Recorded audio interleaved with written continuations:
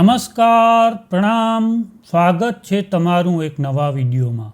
મિત્રો, જો તમને આજનો આ વિડીયો પસંદ આવે તો વિડીયોને લાઈક, શેર અને આપણી ચેનલને સબસ્ક્રાઈબ જરૂર કરજો. તો ચાલો શરૂ કરીએ આજની સ્ટોરી. મારું નામ પરેશ છે. હું તમને મારા આખા જીવનની વાર્તા કહેવા જઈ રહ્યો છું, જે મારા હૃદયમાંથી બહાર આવી અને તમારા સુધી પહોંચશે. આ વાર્તા મારા બાળપણની માટીમાંથી શરૂ થાય છે અને આજે આ સ્થાન પર આવે છે. અમારું ઘર માટીનું હતું, જેની દિવાલો વરસાદમાં ભીની થઈ જતી હતી અને છત પર છાપરું હતું જે હવામાં હલતું રહેતું હતું. ઘરની સામે એક નાનું આંગણું હતું જ્યાં મા સાંજે રોટી શેકતી હતી. પપ્પા ખેતરોમાં કામ કરતા હતા. તેની કમર હંમેશા વળેલી રહેતી કારણ કે તે સવારથી સાંજ સુધી સૂર્યની ગરમીમાં કામ કરતા હતા. મા મારી અને મારા નાના ભાઈની દુનિયા હતી. તે અમને તેના હાથથી ભોજન ખવડાવતી હતી અને રાત્રે આંગણામાં ચાંદની રોશનીમાં અમને વાર્તાઓ સંભળાવતી હતી. હું તે સમયે 7-8 વર્ષનો હતો. ત્યારે મેં એકવાર માને પૂછ્યું કે અમારી પાસે પૈસા કેમ નથી? મા હળવાશથી હસી અને કહ્યું કે પુત્ર, આપણી પાસે પ્રામાણિકતા છે. આ તે સંપત્તિ છે જે ક્યારેય સમાપ્ત થતી નથી. તે સમયે હું નાનો હતો, પણ મારા મગજમાં તેની આ વાત પાયાની લકીર જેમ લખાઈ ગઈ. પછી જ્યારે હું 12 વર્ષનો થયો ત્યારે પિતાજી અમને છોડી ગયા. એક દિવસ ખેતરમાં કામ કરતી વખતે તે પડી ગયા અને ફરી ક્યારેય ઊભા ન થયા. માએ આંસુ છુપાવ્યા અને હિંમત કરી તેને ખેતરોમાં કામ કરવાનું શરૂ કર્યું અને મેં શાળા છોડી દીધી કારણ કે અમને પુસ્તકો કરતાં વધુ રોટીની જરૂર હતી. મેં ગામમાં કામ શરૂ કર્યા. કેટલીક વાર કોઈ માટે લાકડું ગોત્યું, ક્યારેક દૂધની ડોલ કોઈકને પહોંચાડી, પરંતુ માની શીખ મારી સાથે રહી. એકવાર કોઈક દુકાનદારે મને 10 રૂપિયા વધુ આપ્યા. મેં વિચાર્યું કે મારે રાખવા જોઈએ, પણ મારી માનો ચહેરો યાદ આવ્યો. હું પાછો ગયો અને પૈસા પાછા કર્યા. તે હસી પડ્યો અને કહ્યું કે તું ખૂબ વિચિત્ર છોકરો છો. કદાચ હું વિચિત્ર હતો, પરંતુ મને મારી પ્રામાણિકતા પર ગર્વ હતો. પછી જ્યારે હું યુવાન થઈ ગયો ત્યારે ગામમાં રહીને કંઈક મોટું કરવાનો કોઈક રસ્તો દેખાણો નહીં. મેં વિચાર્યું કે દિલ્હી જઈશ તો ઘરની જરૂરિયાતોને પૂર્ણ કરી શકીશ અને ઘરની પરિસ્થિતિમાં સુધારો લાવવાના સપના સાથે હું દિલ્હી આવ્યો. રાત્રે 3 વાગ્યે દિલ્હીના ચાંદની ચોકના પાછળની પડઘાવાળી શેરીઓમાં હું છાયાની જેમ હોટલોમાંથી બહાર આવ્યો. મારા હાથમાં બચેલી અડધી રોટી હતી. પાકીટમાં ફક્ત 100 રૂપિયા હતા અને હૃદયમાં ભૂખની સાથે એક જૂનું સ્વપ્ન હતું. પેટ ભરીને પનીરનું શાક ખાવા માટે જ્યારે હું હરિદ્વારથી દિલ્હી આવ્યો હતો ત્યારે એક હેતુ હતો કે કંઈક પૈસા કમાઈને પછી પાછો ફરીશ. પરંતુ દિલ્હીએ મને જમીનમાં દફન કર્યું, જેમાં શહેર સ્વપ્નને માટીમાં દફન કરે છે. મારા પગલાં ધ્રુજતા હોટલની પાછળ રૂમ તરફ ગયા, જે મજૂરો માટે બન્યો હતો. તે ભીની દિવાલોવાળા ભાડેનો રૂમ મારું ઠેકાણું હતું. અંદર પ્રવેશી મેં એક શ્વાસ લીધો, જેમ બહારની ધૂળને શરીરમાંથી બહાર કાઢી રહ્યો છું. દિવાલ પર એક ખીલીથી ટાંકેલી માતાની તસવીર મારી તરફ જોઈ રહી હતી. તેની આંખોમાં એક વિચિત્ર વિશ્વાસ હતો, જે જાણે છે કે તેનો પુત્ર ક્યારેય કશું ખોટું કરશે નહીં. પણ મને લાગતું હતું કે હું હારી રહ્યો છું. આખો દિવસ હોટલની જમીનથી લઈને બાથરૂમ સાફ કરું છું, ગરમ વાસણો ધોતો, અને જ્યારે રસોડામાંથી પનીરના શાકની સુગંધ આવતી ત્યારે મારું પેટ અજીબ અવાજથી કલકતું. ચહેરે પરસેવો આવતો. હૃદયમાં પ્રશ્ન આવતો કે શું આ મારું નસીબ છે? જ્યારે બધા ઊંડી ઊંઘમાં સૂતા હોય તો હું ઓશિકા હેઠળથી ગુપ્ત રીતે ડુંગળી અને ચટણીનો પ્લાસ્ટિકનો ડબ્બો કાઢતો. સૂકી રોટલીને ચટણીમાં બોળીને ખાતો હતો. દરેક કોળિયો ગળામાંથી ઉતરતો હતો એક યાદ અપાવતી હતી. માના હાથની રોટી, બાપાની હસી અને હરિદ્વારની રાતો જ્યાં ચૂલા પર દાળ બનાવવામાં આવતી હતી. ત્યારે અચાનક દરવાજા પર થોડી ખટખટ થઈ. મારું હૃદય ધબકવા લાગ્યું કે આ સમય કોણ હોઈ શકે છે. મેં ડરતા ડરતા દરવાજો ખોલ્યો. સામે અનિકેતભાઈ ઊભા હતા, જે હોટલના રસોઈયા હતા. તે કહેવા લાગ્યા કે ભૂખો મરે છે કે શું? તેણે હળવાશથી હસીને પૂછ્યું, હું ચૂપ રહ્યો. તેના હાથમાં પકડેલ એક પ્લેટ મારી તરફ કરી. જ્યારે મેં ખોલ્યું તો અંદર એક ગરમાગરમ પરોઠો હતો, જેના પર માખણનો પ્રકાશ ચમકતો હતો. મારું મન ફરી વળ્યું. હૃદય ઈચ્છતું હતું કે ચીસો પાડીને માતાને કહું કે જુઓ માં, સ્વપ્ન પૂર્ણ થયું. પરંતુ બીજે દિવસે એક ડર લાગ્યો કે આ બચેલો ખોરાક તો નથી, કોઈ ગ્રાહકની થાળીમાંથી લીધેલો. તો તેણે કહેવાનું શરૂ કર્યું કે ચિંતા કરશો નહીં, આ મેં તારા માટે જ બનાવ્યું છે. અનિકેતભાઈના અવાજમાં સત્ય હતું. મારી આંખો ભેજવાળી બની. મેં કહ્યું, આભાર અનિકેતભાઈ. પરાઠાની સુગંધથી રૂમ મહેકી ગયું. હું મોંમાં પ્રથમ ભાગ નાખ્યો, જાણે કે કોઈ કેદી વર્ષો પછી સ્વતંત્રતાની શ્વાસ લેતો હોય. પરંતુ સાથે એક અજીબ લાગણી યોજાઈ હતી કે શું મારું સ્વપ્ન જ હતું. એક પરાઠાના લીધે આખી રાત મને ઊંઘ ના આવી. બીજા દિવસે ખાસ ગ્રાહક હોટલમાં આવ્યો. વીઆઈપી રૂમને તેના માટે શણગારવામાં આવ્યો અને મને ત્યાંની સફાઈ સોંપવામાં આવી હતી.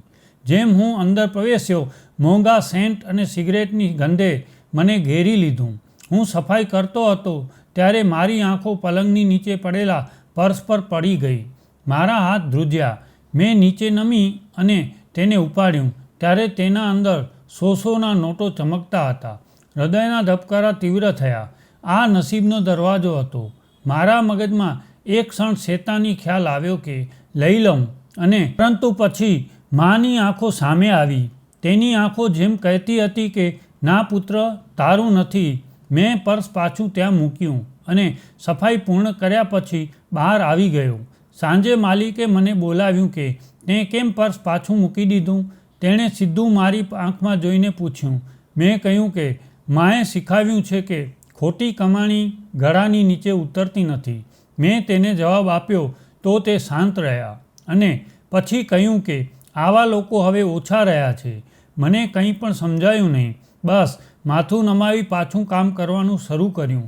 પરંતુ તે દિવસ મારા માટે યાદગાર બન્યો, કારણ કે તે દિવસે માત્ર ડુંગળીને ચટણી ખાધી નહોતી, પરંતુ મેં મારી પ્રમાણિકતાને ફરી એકવાર જીતી હતી. સવારનો દિવસ જેમ શરૂ થયો, એક થાકેલી સવાર, કમરમાં દુખાવો, તૂટતું શરીર અને હોટલના રસોડામાંથી આવતી શાકની સુગંધ જે મારા ખાલી પેટ સાથે મજાક કરતી હતી.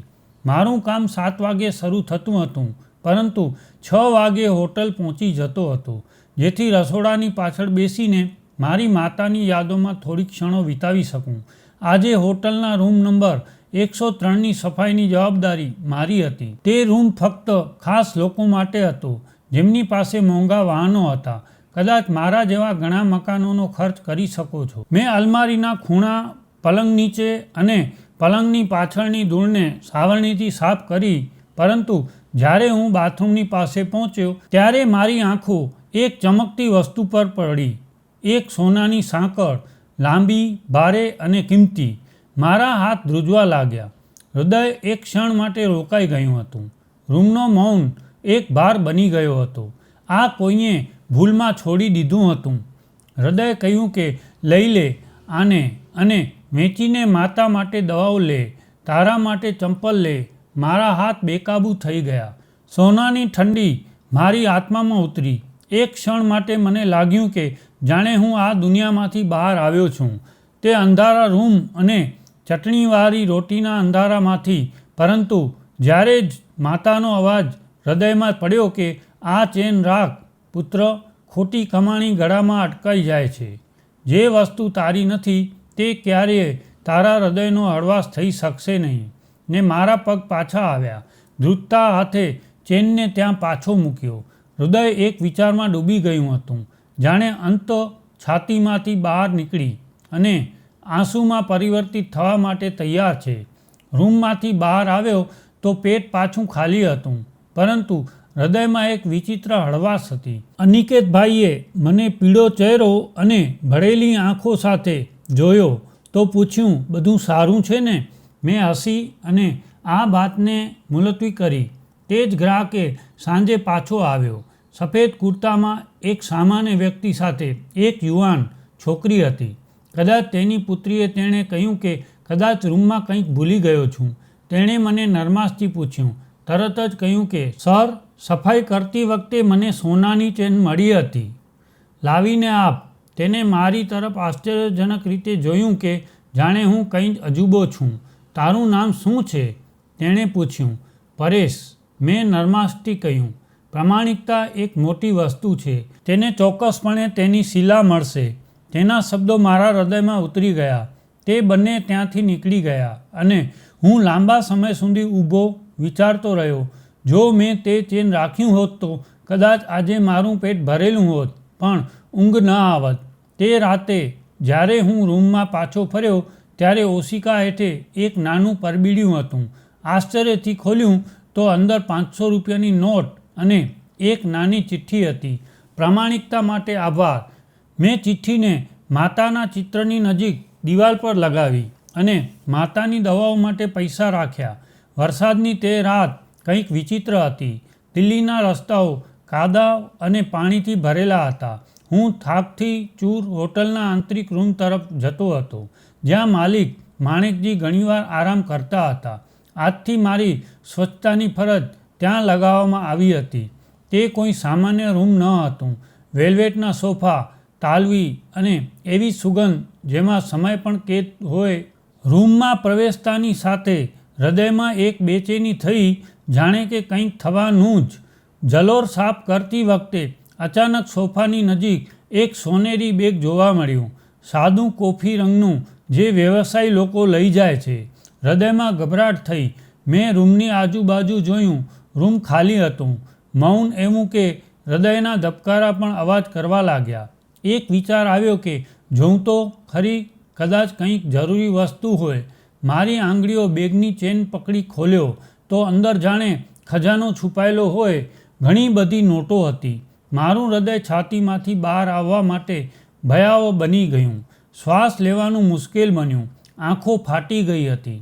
મેં નોટ ગણ્યા નહીં, પરંતુ એટલું સમજી ગયો કે આ બેગમાં મારા ઘણા વર્ષોની કમાણી હતી. એટલા પૈસા કે માની સારવાર કરાવી શકું, ભાઈને ભણાવી શકું, મારા માટે એક નાનો રૂમ પણ લઈ શકું જ્યાં છત ન ટપકે. હૃદયે કહ્યું કે લઈ લે, તેને આ તારા નસીબનો દરવાજો છે. કોઈ જોતું નથી. પરંતુ પછી માનો અવાજ અંદરથી આવ્યો. જે વસ્તુ તારી નથી તે ક્યારેય તારું નસીબ ન બની શકે દીકરા. મારા હાથ અને પગ ધ્રુજવા લાગ્યા. કપાળ પર પરસેવો આવવા લાગ્યો. રૂમની દિવાલો જાણે મને સંકોચવા લાગી. મેં બેગને ત્યાં જ મૂકી દીધું અને આંખો બંધ કરીને એક ઊંડો શ્વાસ લીધો. રૂમમાંથી નીકળવાનો હતો કે દરવાજા પાછળ એક પડછાયો દેખાણો. હું ચોંકી ગયો. દરવાજો ખુલ્યો તો તે માણેકજી હતા. ચહેરા પર આશ્ચર્યજનક અને કદાચ થોડું સ્મિત. બધું બરાબર છે ને પરેશ? તેને નરમાશથી પૂછ્યું. મેં માથું નમાવ્યું, કહ્યું કે હા. રૂમને સાફ કરી રહ્યો હતો. બેગ જોયું, પણ મેં તેને સ્પર્શ કર્યું નથી. તેણે શાંતિથી મારી તરફ જોયું અને પછી કહ્યું કે મેં યાદપૂર્વક બેગને ત્યાં રાખ્યું હતું. એક પરીક્ષા હતી તારી. હા પરેશ, હોટલમાં ઘણી વખત ચોરી થઈ હતી. હું જોવા ઈચ્છતો હતો કે કોના પર વિશ્વાસ કરી શકું છું. આજે તે મને આશ્ચર્યચકિત કર્યું. હું મૌન ઊભો રહ્યો. હૃદયમાં તોફાન ઊભું રહ્યું. ખુશી પણ હતી, આશ્ચર્ય પણ, અને ક્યાંક ભૂખની નવી વસ્તુ પણ. કારણ કે સાચું એ હતું કે મેં કંઈ ચોરી કર્યું નથી, પરંતુ તે નોટો હજી પણ મારા સપનામાં લહેરાતી હતી. માણેકજીએ મારા ખંભા પર હાથ મૂક્યો કે તે જે કર્યું એ બધાની વાત નથી. આનો તિલક જરૂર મળશે. મેં માથું હલાવ્યું અને રૂમમાંથી બહાર આવ્યો, પરંતુ અંદર હજી પણ ભૂખ ચીસો પાડતી હતી. વરસાદ પછી પેજા હોટલના પાછળના આંગણામાં એક વિચિત્ર મૌન ફેલાવી દીધું. બપોરનો સમય હતો. દરેક તેમના કામમાં રોકાયેલા હતા. ગ્રાહકો આવતા જતા હતા. વાસણો ટકરાતા હતા. હું હંમેશાની જેમ શાંતિથી સફાઈ કરતો રહ્યો, જાણે ને કોઈએ મારી જીભ છીનવી લીધી હોય. મારું શરીર તો એક મશીન બની ગયું હતું અને હાથમાં બસ શ્વાસ લેવાનું બહાનું. રૂમ 204 નંબરના રૂમમાં એક અમીર ગ્રાહક હતો, જે એક હંમેશા મોંઘું ખોરાક મંગાવતો અને અડધું મૂકીને જતો રહેતો હતો. તે દિવસે પણ તે ખોરાક ખાધા પછી જતો રહ્યો. મારે તેનો રૂમ સાફ કરવાનું હતું. અંદર દાખલ થયો ત્યારે એની એક થાળીમાં દાળ મખની, પનીરનું શાક અને 2 નાન પડ્યા હતા. ફક્ત થોડું ખાધું હતું. બીજું બધું એમ જ. મારી આંખો સામે અંધકાર થયો. ખાલી શ્વાસ ગળામાંથી બહાર આવ્યો. હાથ ટેબલ પર રહી ગયો. એ ખોરાક મારી તરફ જોતો હતો, જેમ તે કહી રહ્યો હોય, ખાઈ લે, કોણ જોઈ રહ્યું છે. દરવાજો બંધ કર્યો અને ટેબલ નજીક બેઠો. જ્યારે પ્રથમ કોળિયો ગળામાંથી ઉતર્યો ત્યારે શરીરમાં જાણે જીવ આવ્યો. બીજો કોળિયો, પછી ત્રીજો કોળિયો. પરંતુ જેમ છેલ્લો કોળિયો લીધો તો દરવાજો પાછળથી ખુલ્યો. મારો જીવ નીકળી ગયો. માણેકજી ઊભા હતા. તેની આંખોમાં આશ્ચર્ય ન હતું. જેમ કે તે પહેલાંથી જ જાણે છે. તરત જ ઊભો થયો. થાળી પાસેથી દૂર ગયો. પરંતુ મોડું થયું હતું. તે ધીમેથી આગળ આવ્યા. ખુરશીને ખેંચી બેઠા અને ખિસ્સામાંથી એક વળેલો કાગળ કાઢ્યો. કંઈ પણ બોલ્યા વિના તેને ટેબલ પર મૂક્યો. મેં નીચેની નજરથી કાગળ ઉપાડ્યો. મારા હાથ પગ ધ્રુજવા લાગ્યા. આ તે કાગળ હતો જે મેં નોકરીના પહેલા દિવસે સહી કર્યો હતો. તેમાં સ્પષ્ટ રીતે લખેલું હતું કે હોટલમાં કંઈ પણ વસ્તુને ઉપયોગમાં લેવું તે ચોરી માનવામાં આવશે. દંડ 2 લાખ થશે અથવા કાનૂની કાર્યવાહી. મારી આંખો સામે અંધકાર થયો. હૃદયના ધબકારા બેકાબૂ બની ગયા. જીભ ડગમગાવા લાગી. માફ કરજો, મજબૂરી હતી. ખૂબ જ ભૂખ લાગી હતી, મેં કહ્યું. તેના ચહેરા પર કોઈ લાગણી નહોતી, પરંતુ તેનું મૌન દુઃખદાયક હતું. પરેશ, હું તને માન આપતો રહ્યો. તને મારા કિંમતી રૂમ સુધી આવવા દીધો. તારા પર વિશ્વાસ કર્યો અને તે આ કર્યું. મેં નીચે જોયું. શરીરે પરસેવો હતું. આંખો ભીંજાયેલી હતી. હું પોલીસને બોલાવીશ નહીં, તેને કહ્યું. પરંતુ તને જાણ હોવી જોઈએ કે ખોટી કમાણી ફક્ત પેટને નહીં પણ અંતરાત્માને પણ ખાઈ જાય છે. હું તને એક તક આપું છું. નિર્ણય તારા પર છે. 2 લાખ ગોઠવ અથવા હું જે કહીશ તે માન. મેં આશ્ચર્ય સાથે તેમની તરફ જોયું. શું મતલબ? આવતીકાલ સાંજ સુધીનો સમય છે તારી પાસે. જો પૈસા આપી શકે તો ઠીક છે, અથવા તો બીજી રીત છે જે તારા માટે સરળ નહીં હોય. શાંત ઊભો રહી ગયો. જીભ મૂંગી, મગજ શાંત. હવે જઈ શકે છે. તેમણે હાવભાવ કર્યો. હું મારા પગ સાથે સંઘર્ષ કરી દરવાજા તરફ ગયો. રૂમમાંથી બહાર આવ્યો ત્યારે એવું લાગ્યું કે જાણે વિશ્વનો પવન બદલાઈ ગયો હોય. દરેક વ્યક્તિ મારી સામે જોતા હતા. દરેક દિવાલ મારી વિરુદ્ધ થઈ ગઈ હોય. મારા રૂમમાં પાછો ફર્યો. દરવાજો બંધ કર્યો અને માતાના ચિત્ર સામે બેસીને લાંબા સમય સુધી રડ્યો. તે ખોરાક જે પેટમાં હતો હવે ઝેર લાગવા લાગ્યું. મેં વિચાર્યું કે જો મેં પ્રામાણિકપણે સોનાની ચેન પરત કરી બેગ પાછું મૂક્યું તો આજે આ બચેલા ટુકડાઓ મને કેમ આટલા મોંઘા પડ્યા. પરંતુ કદાચ આ તે ટુકડા હતા જે જમીર સામે ગળેથી ઉતર્યા હતા. અને આવા ટુકડા સૌથી કિંમતી સબક બની જાય છે. સવારનો પ્રકાશ જેમ મારા ચહેરા પર થપ્પડ મારતો હતો. હૃદય હોટલ જવા માટે ઈચ્છતું ન હતું, પરંતુ ભાગવું શક્ય ન હતું. મારી રોજી, મારું જીવન બધું એક વ્યક્તિના હાથમાં હતું. તે જ વ્યક્તિ જેની આંખોમાં હું ગઈકાલે ચોર બની ગયો હતો. હોટલ પહોંચ્યો તો વાતાવરણ એક સરખું ન હતું. દરેક વસ્તુનો ભાર હતો. દરેક નજર શકથી ભરેલી, જાણે દરેકને ખબર છે કે મેં કંઈક ખોટું કર્યું છે. અનિકેતભાઈએ રસોડામાં નમસ્તે કર્યું, પરંતુ તેના અવાજમાં તે ગરમી નહોતી. શાંતિથી મારી ફરજ પર લાગી ગઈ. હાથ ચાલતા હતા પણ મન શાંત હતું. બપોરે મને માણેકજીના રૂમમાં બોલાવવામાં આવ્યો. હૃદય ધબકતું હતું. રૂમના દરવાજા સુધી પહોંચી મેં સહેજ ખટખટ કરી. અંદરથી અવાજ આવ્યો, આવી જા. પરેશ, દરવાજો ખોલ. હું અંદર ગયો. તે તેના મોટા ટેબલની પાછળ બેઠા હતા. ચહેરા પર નરમી હતી, પરંતુ આંખોમાં શક્તિ હતી.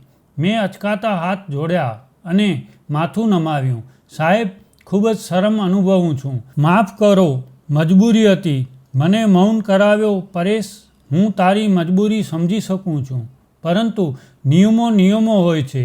દરેક માટે સમાન છે. મારી આંખોમાંથી આંસુ વહી ગયા. પગાર કાપી લો તમે ઈચ્છો તેટલો, બસ પોલીસને આપશો નહીં. મારા માટે જેલ મૃત્યુ કરતાં વધુ ખરાબ રહેશે. માં સમાચાર સાંભળી મરી જશે. રૂમમાં મૌન છવાઈ ગયું. પછી તેણે એક ઊંડો શ્વાસ લીધો અને ખુરશી પર સીધા બેઠા એક રસ્તો છે તેને કહ્યું અને મારા કાન ઊભા થયા. આશાની એક નવી કિરણ ચમકી, પણ સાથે ભય પણ હતો. એક શરત, જો માન તો બધું માફ. મેં તરત જ માથું હલાવ્યું. કહો સર, જે પણ છે હું સંમત થઈશ. તેણે થોડી ક્ષણો માટે મારી તરફ જોઈ અને પછી કહ્યું કે મારી પુત્રી સાથે લગ્ન કરી લે. રૂમની જમીન જાણે મારા પગ નીચેથી લપસી ગઈ. હૃદય અટકી ગયું. મન મૌનમાં ડૂબી ગયું. હું તેમને જોતો રહ્યો.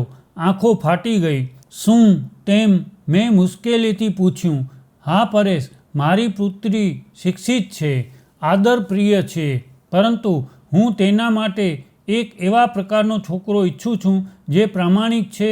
મેં તારી ઘણી વખત કસોટી કરી, ચેન, પૈસાના બેગ, બધું જોયું. તું દરેક વખતે પાસ થયો, એકવાર સિવાય. પરંતુ હું તે પણ સમજી શકું છું કે હું શ્વાસ લેવાનું ભૂલી ગયો. રૂમની હવા ભારે થઈ ગઈ. હું તને જેલમાં મોકલવા માંગતો નથી. હું ઈચ્છું છું કે તું મારી પુત્રીનો જીવન સાથી બન. મારા મનમાં એક હંગામો હતો. આ કેવો ન્યાય હતો? આ સજા હતી કે ઇનામ? સર, હું ગરીબ છું, સફાઈ કરું છું. હું તમારી પુત્રીને લાયક નથી. આનો તું નિર્ણય ન લે. તેનો મેં નિર્ણય લીધો છે. તારી પાસે 2 દિવસનો ટાઈમ છે. 2 લાખ પાછા આપ અથવા લગ્ન કર. કાલે રાત્રે 12 વાગ્યા સુધીમાં જવાબ આપ. હું રૂમમાંથી બહાર આવ્યો ત્યારે પગમાં જીવ નહોતો. હૃદયમાં એક ભારે પથ્થર મૂકવામાં આવ્યો હતો. શેરીઓમાં કામ વગર ભટકતો હતો. માતાને ફોન કરી અને બધી વાત કહી, પણ તે મૌન બની ગઈ. પછી ધીરેથી કહ્યું, જો તે સારા લોકો છે તો લગ્ન ખોટા નથી, પરંતુ નિર્ણય તારો છે. જ્યારે ફોન બંધ થઈ ગયો ત્યારે રૂમમાં મૌનને એક નવો દેખાવ લીધો. સમય ઝડપથી સમાપ્ત થઈ રહ્યો હતો. આ નિર્ણય ગઈકાલે રાત્રે 12 વાગ્યા સુધીમાં દેવાનો હતો અને હું હજી સુધી કંઈ પણ નક્કી કરી શક્યો ન હતો. દિલ્હીની હવા તે દિવસે કંઈક અજીબ લાગતી હતી, જાણે શહેરના ખૂણા ખૂણામાં મારો નિર્ણય લખવામાં આવી રહ્યો છે. મારી સામે ટેબલ પર તે ફોન હતો જેને ગઈ રાત્રે માને બધું કહ્યું હતું. તેનો થાકેલો અવાજ મારા હૃદયમાંથી બહાર આવતો ન હતો. પુત્ર, આ પરીક્ષણ કેવું છે? હા માં, તેણે કહ્યું. લગ્ન કર અથવા 2 લાખ દંડ આપ. કાલ રાતે 12 વાગ્યે જવાબ આપવો પડશે. માના શ્વાસમાં ગભરાટ સ્પષ્ટ રીતે સંભળાતી હતી. પછી તે લાંબા સમય સુધી ચૂપ રહી અને ધીમેથી કહ્યું, જો તારા પિતા હોત તો કદાચ તે કહેત કે માણસને તેની પસંદગી સાથે જીવવું જોઈએ. પરંતુ મારી માં કહેતી હતી કે પરિસ્થિતિ સાથે ક્યારેય પણ ડરને બસ જમીરને હારવાનો હતી. મારી આંખો ભીની થઈ ગઈ. માના શબ્દો ક્યારેય સીધા હોતા નથી, પરંતુ તેમાં વિચિત્ર પ્રકાશ હોય છે. એવો પ્રકાશ જે અંધારામાં રસ્તો બતાવે છે. બીજા દિવસે માએ તેના ઘરેણાં વેચ્યા, બાપાની યાદગાર બંગડીઓ અને તે નાનું લોકેટ જે તેને તેના લગ્નમાં મળ્યું હતું. હરિદ્વારના જૂના સોનીએ તેને 50,000માં ખરીદ્યા. મારી પાસે 50,000 હતા અને જરૂર 2 લાખની. નોટોની ગદ્દી હાથમાં લીધી. એવું લાગ્યું જાણે તે કોઈ સાપની ડોક. શરીર ઠંડુ પડ્યું.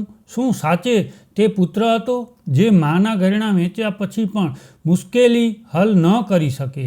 હોટેલ ગયો તો માણેકજી તેની ઓફિસમાં હતા. મેં પરબીડિયું તેની સામે ધ્રુજતા હાથથી મૂક્યું. આ 50,000 છે. હજુ વધુ ગોઠવીશ. સમય આપો, ફક્ત પોલીસને ના આપો.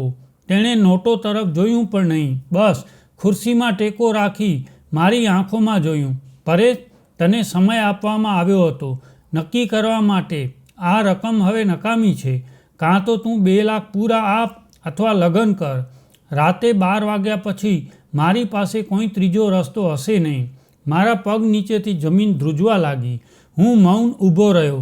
તે મૌન જે મનુષ્યનો અવાજ લઈ લે છે. રૂમમાંથી નીકળ્યો તો દિવસનો સૂર્ય ડૂબવા વાળો હતો. મિત્રો પાસે મદદ માંગી. દરેકે બહાનું બતાવ્યું. કોઈની માં બીમાર છે, કોઈનો વ્યવસાય ખરાબ છે, કોઈની પત્નીએ ના પાડી. રાતનો અંધકાર વધુ ઊંડો થઈ ગયો. હોટલ પાછળ ફર્યો તો દિવાલોથી પણ સમય ટપકતો હતો.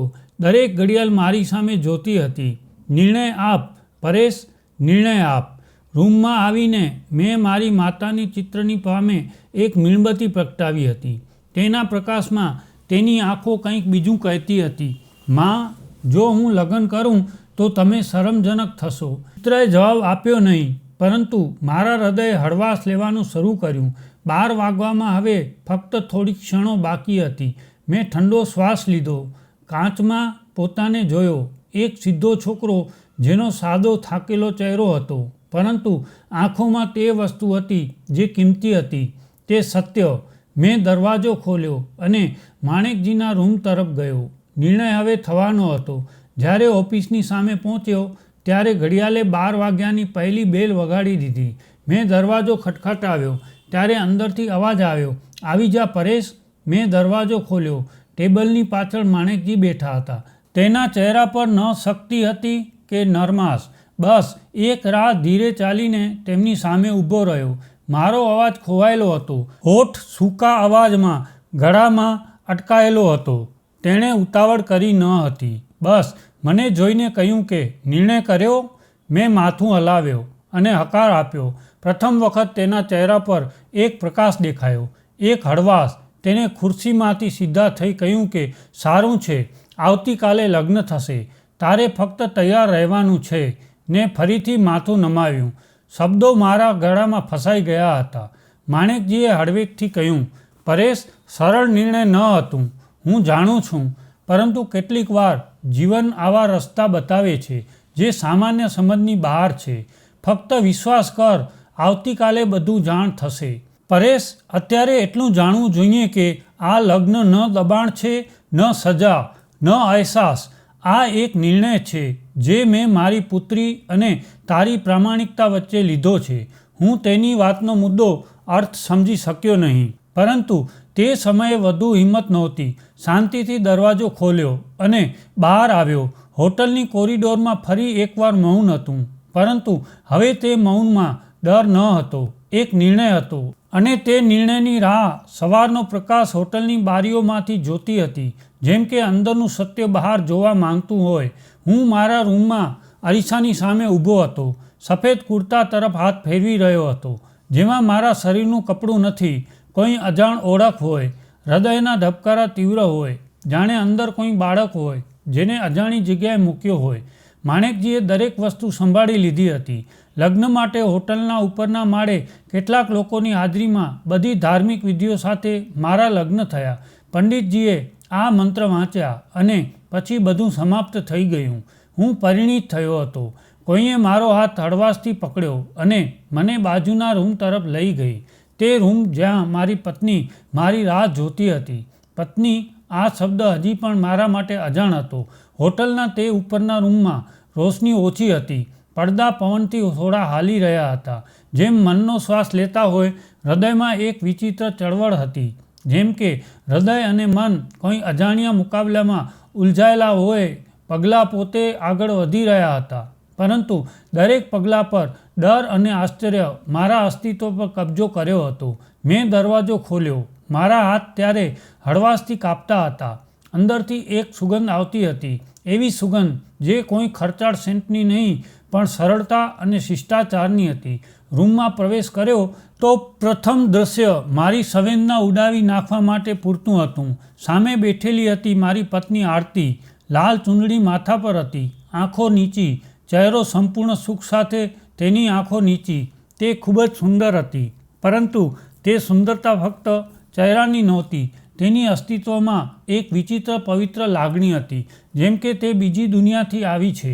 હાથમાં થોડી મહેંદી, કાંડામાં પાતળી બંગડીઓ, ને એ શૈલી એવી જાણે કે કોઈ રાજકુમારીને જમીન પર ઉતારી હોય. હું દરવાજા પર મૌન ઊભો રહી ગયો.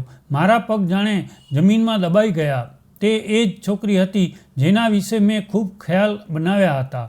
કદાચ બીમાર હશે, કદાચ મજબૂર, અથવા કદાચ વિશ્વમાંથી કપાયેલી, પરંતુ તે મારા ખ્યાલો કરતાં વધુ સ્વચ્છ અને શાંત નીકળી. મારો શ્વાસ બંધ થવા લાગ્યો. ધીરેથી આંખો બંધ કરી અને પાછી ખોલી. કદાચ સ્વપ્ન છે, પરંતુ તે સત્ય મારી સામે હતું. તે ધીરેથી બોલી, બેસી જાઓ.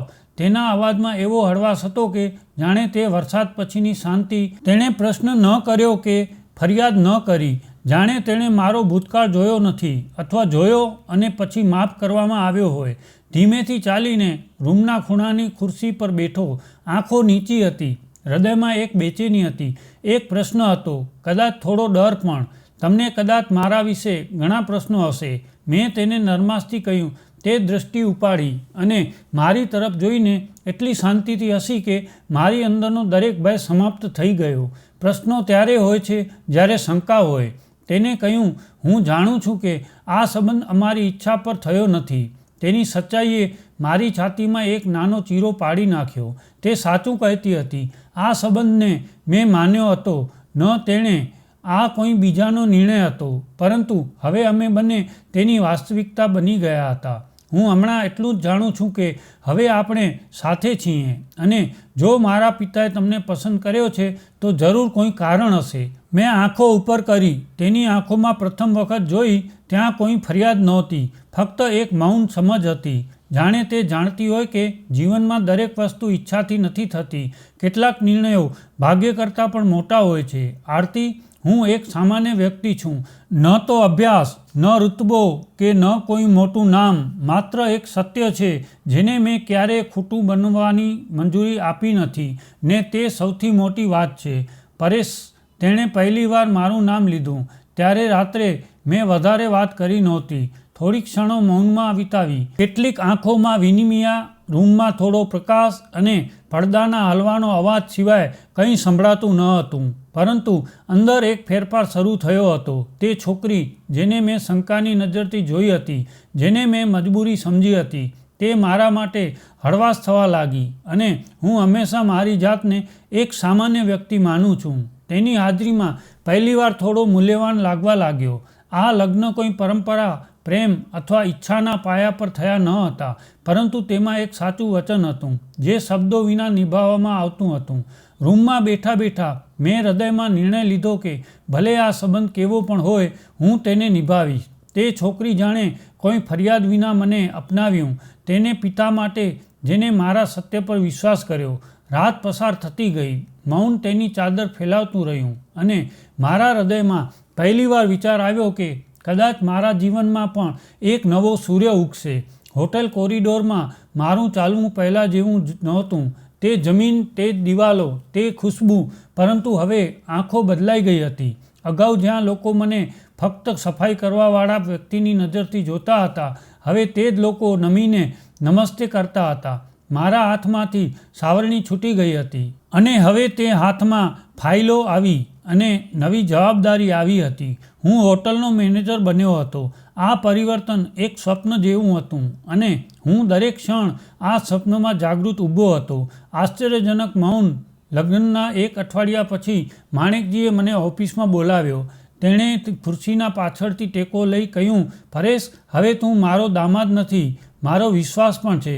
હું ઈચ્છું છું કે તું હોટલના કામને પણ સંભાળ. હું સ્તબ્ધ થઈ ગયો.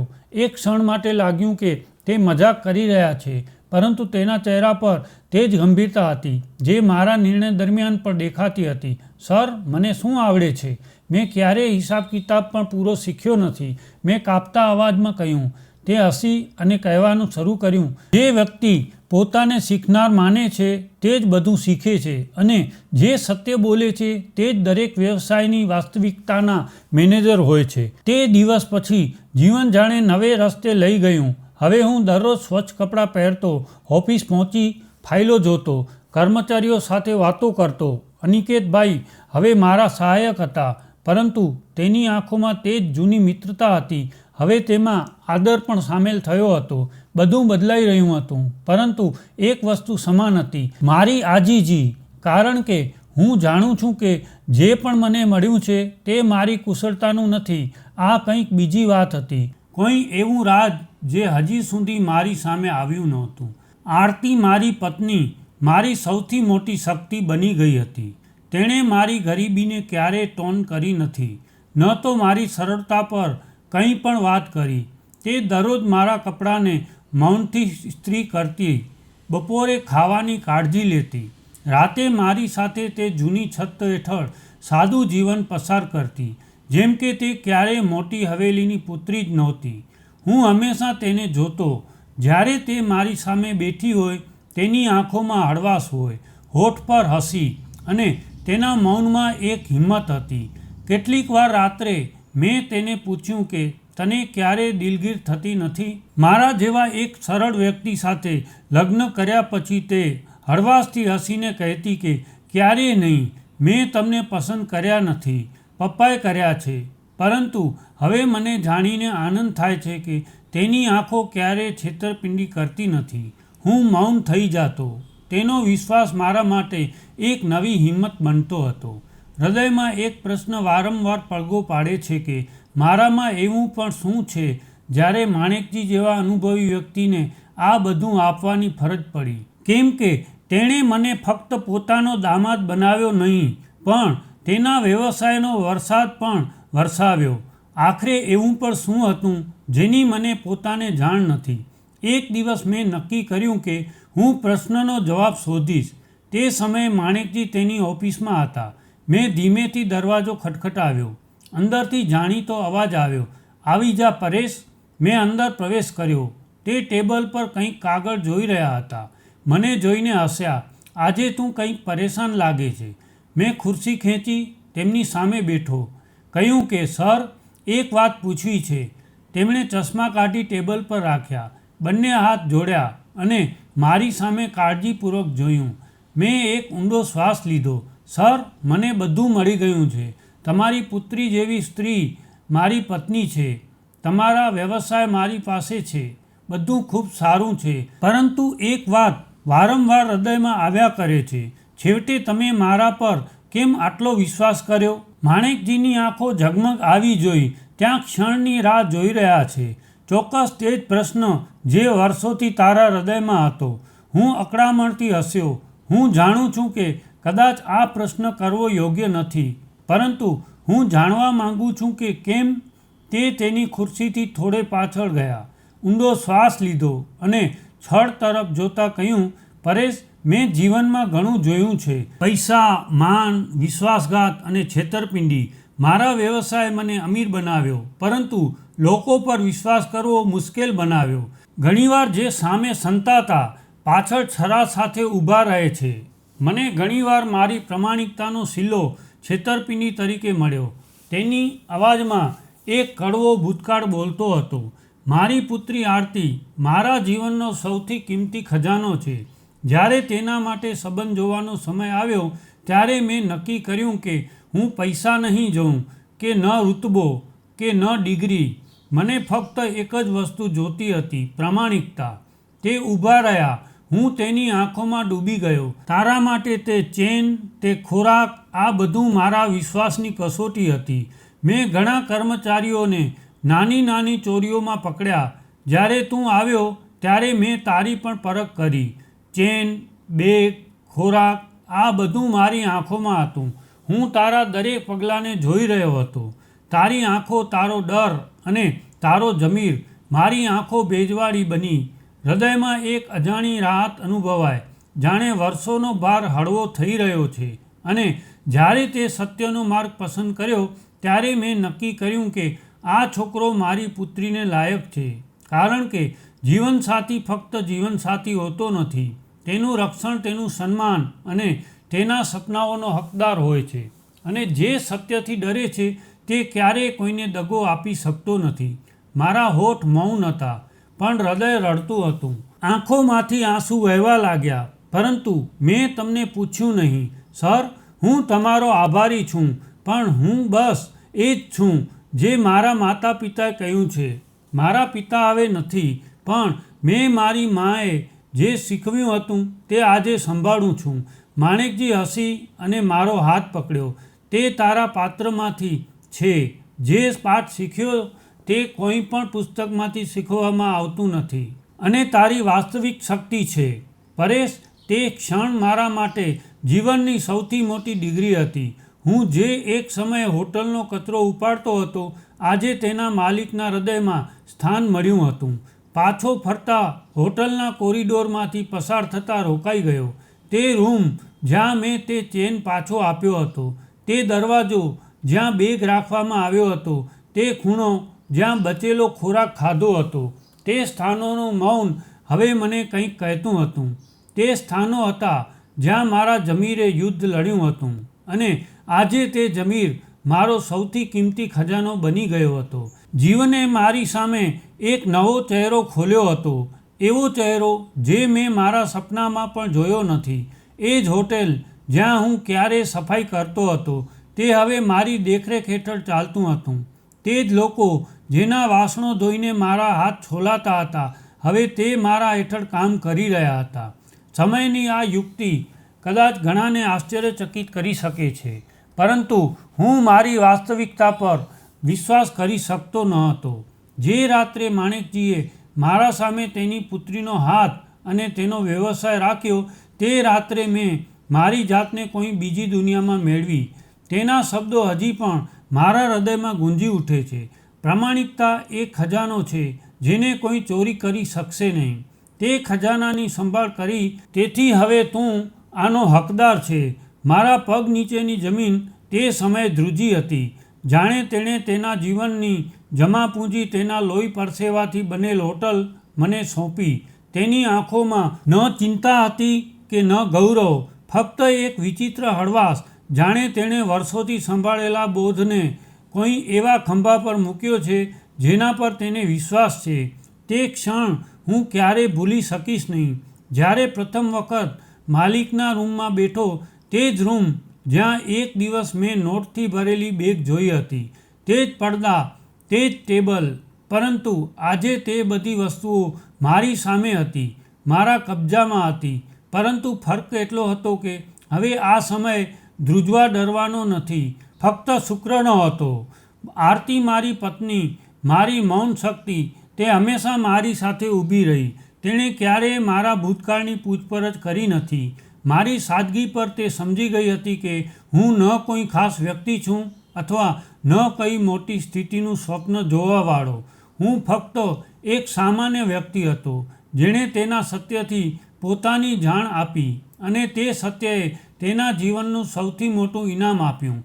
ઘણીવાર રાતે જ્યારે અમે અગાસીમાં બેસીએ ત્યારે આરતી આસમાન તરફ જોઈ અને કહેતી કે જુઓ પરેશ, તે જો સૌથી ચમકતો તારો છે ને તે તમારો છે.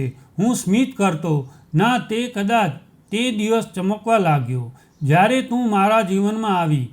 આરતી સ્મિત કરતી, પરંતુ તેના સ્મિતમાં જે હળવાશ હતી તે મને ખાતરી આપતું કે આ જીવન હવે ફક્ત મારું નથી, આ અમારું હતું. માણેકજી તેની જિમ્મેદારી ધીમે ધીમે મને સોંપવાનું શરૂ કર્યું. હિસાબ કિતાબ, સપ્લાય, કર્મચારીઓનો પગાર, બધું. શરૂઆતમાં હું નર્વસ થયો હતો, પરંતુ તેણે કહ્યું કે જે વ્યક્તિ તેના જમીરથી ડરતો હોય છે અને તે ક્યારેય કોઈને પણ નુકસાન પહોંચાડી શકે નહીં, અને તે જ લોકો આગળ વધે છે જે પોતાના મનને નિયંત્રણમાં રાખે છે. મેં દરરોજ એક નવી શિક્ષા સાથે વિતાવ્યું. જ્યાં મેં ભૂલ કરી ત્યાં માફી માંગી, જ્યાં કંઈક શીખ્યો ત્યાં આભાર માન્યો. મને જાણ હતી કે આ બિંદુ સુધી પહોંચવા માટે ફક્ત મારા પગલાંની મુસાફરી નહોતી, મારા જમીરનું બલિદાન, મારી ભૂખ, મારી કસોટી અને બધાથી ઉપર મારું સત્ય.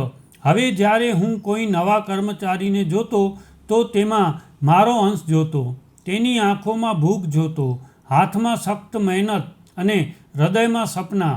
ઘણીવાર તેમને બોલાવી કહેતો કે સખ્ત મહેનત કરો, પરંતુ પ્રામાણિકતા ક્યારે છોડશો નહીં. સમય લાગે છે, પરંતુ તેને ચોક્કસપણે ફળ મળે છે. એક દિવસ હોટલના પાછળ તે રૂમમાં ગયો જ્યાં પ્રથમ મારું સ્થાન હતું. તે જ નાનો ખૂણો, તે જ ભેજ, તે જ નાની દિવાલ અને તે જ દિવાલ પર માનું ચિત્ર. ચિત્રમાં હજી પણ ધૂળ હતી. ચિત્રને હાથથી સાફ કર્યું, ચિત્ર ઉપાડ્યું અને હૃદયને કહ્યું, માં, તારો પુત્ર આજે પણ તે જ છે. બસ કપડાં બદલાયા, હાલત બદલાઈ ગઈ, પરંતુ જમીર તે જ છે. માને ફોન કરી જ્યારે મેં તને બધી વાતો કહી ત્યારે તે રડવા લાગી. પુત્ર, જે રસ્તો પ્રામાણિકતાપણે બનાવવામાં આવે છે તે નસલોને સવારે છે. તારા પિતા હોત તો તને ગળે લગાવીને કહેત કે આ મારો સાચો વારીસ છે. મારી આંખોમાંથી આંસુ વહેવા લાગ્યા, સુખના આંસુ, અને તે સફળના યાદના જે માટીમાંથી ચમક સુધી પહોંચ્યા હતા. મેં વિચારવાનું શરૂ કર્યું કે કદાચ નસીબ ફક્ત પૈસા દ્વારા બનતું નથી, કારણ કે સંપત્તિ દૂર થઈ શકે છે, તાકાત પૂરી થઈ શકે છે, પરંતુ સત્ય મનુષ્યને તેના સાથે ઘરેણાં છે, અને જ્યારે તે ઘરેણાં હૃદયમાં હોય ત્યારે વિશ્વની કોઈ શક્તિ તેને ગરીબ બનાવી શકશે નહીં. આજ પણ જ્યારે હું હોટલની શેરીઓમાંથી પસાર થાઉં છું તો તે રૂમ મને યાદ આવે છે, જ્યારે હું મારી જાતને ખૂબ જ સરળ માનતો હતો, જ્યારે મેં ચેન પાછો કર્યો, બેગ મૂક્યું, તે ભાગ ખાધું, જાણે મારું જીવન બદલી નાખ્યું. હવે તે દરેક ક્ષણ મારી સાથે છે, કારણ કે તે મારા જમીરના સાક્ષી છે. આ જીવને મને શીખ્યું પ્રામાણિકતા બોધ નથી, સન્માનનું પહેલું પગલું છે, અને જે આ પગલાં પર ચાલે છે તે ક્યારેય પડતું નથી. આ વાર્તા આપણને પ્રામાણિકતાની શક્તિ અને તેના જીવન પરની અસરને ઊંડે સુધી સમજાવે છે. આ વાર્તા શીખવે છે કે પ્રામાણિકતા એક ગુણ નથી, પરંતુ મનુષ્યનો સૌથી મોટો ખજાનો છે, જે તેને દરેક મુશ્કેલ સમયમાં સંભાળે છે અને તેના માનને જાળવી રાખે છે. પરેશનું જીવન આપણને બતાવે છે કે પરિસ્થિતિ કેટલી પણ મુશ્કેલ હોય, ભૂખ, ગરીબી અથવા લોભનું દબાણ, જો વ્યક્તિ તેના જમીનનો અવાજ સાંભળે ને સત્ય તરફ જાય છે તો તેને ફક્ત હળવાશ મળતી નથી, પણ એક એવું લક્ષ્ય સ્થાન પણ મળે છે જેનું તેણે ક્યારેય સ્વપ્ન પણ જોયું ન હતું. આ વાર્તા પરથી આપણને શીખ મળે છે કે સત્યનો રસ્તો સરળ હોતો નથી. ઘણી વખત એવું થાય છે કે પ્રામાણિકતા આપણને તરત જ કંઈક પણ આપતી નથી, ન પૈસા, ન રાહત કે ન કોઈ પ્રશંસા, પરંતુ લાંબી ગાડી આ તે પ્રામાણિકતા હોય છે જે આપણને આપણી વાસ્તવિકતા ઓળખ આપે છે. પરેશને સોનાની ચેન, નોટોથી ભરેલી બેગ, ભૂખ તરફ નમવાની તક નકારી, કારણ કે તેની માએ તેને શીખવ્યું હતું કે ખોટી કમાણી ગળામાં અટકી જાય છે, અને આ શિક્ષણ તેના જીવનનો આધાર બની ગયો. જ્યારે તેણે એકવાર ભૂલ કરી અને બાકીનો ખોરાક ખાધો ત્યારે તેને તેની કિંમત પણ ચૂકવી પડી, પરંતુ તેણે તે ભૂલથી પાઠ લીધો. આ વાર્તા એ પણ કહે છે કે વિશ્વમાં એવા લોકો પણ છે જે પ્રામાણિકતા જુએ છે અને તેની પ્રશંસા કરે. માણેકજી પરેશને તે માટે પસંદ કર્યો હતો, કારણ કે તેણે તેના સત્યની ચકાસણી કરી અને તેને તેની પુત્રીનો જીવનસાથી બનવા સમાન માન્યો.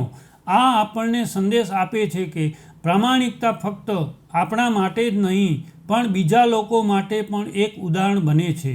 પૈસા, રુતબા અથવા તકો તો આવતી જતી રહે છે, પરંતુ જે તેમને સત્યની સાથે ચાલે છે તે ક્યારેય હારતો નથી. તો આ વાર્તાનો સૌથી મોટો પાઠ એ જ છે, તમારા દરેક પગલાં પર તમારી પ્રામાણિકતાને સાથે રાખો. આ ફક્ત તમને અંદરથી મજબૂત બનાવશે નહીં, પરંતુ તમારા જીવનનો એક પ્રકાશ આપશે, જે બીજા લોકો માટે પણ માર્ગ બનાવશે. કારણ કે સત્ય એ ઘરેણાં છે જે કોઈ ચોરી કરી શકશે નહીં, અને જે તેને પહેરે છે તે હંમેશા માથું ઉપર કરીને જીવે છે. તો મિત્રો, આજનો આ વિડીયો તમને કેવો લાગ્યો કોમેન્ટમાં જરૂર કહેજો, અને જો વિડીયો પસંદ આવ્યો હોય તો વિડીયોને લાઈક, શેર અને આપણી ચેનલને સબસ્ક્રાઈબ જરૂર કરજો. જય શ્રી કૃષ્ણ.